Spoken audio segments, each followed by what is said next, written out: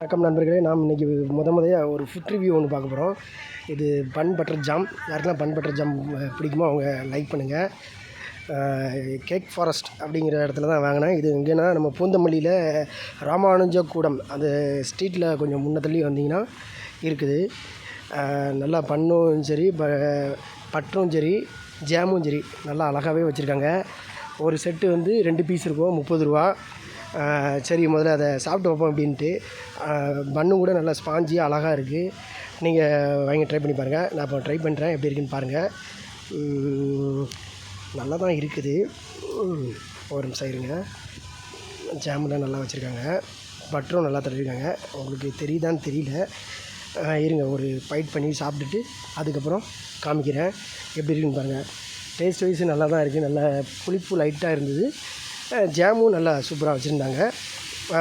Video பிடிச்சா like பண்ணுங்கள்.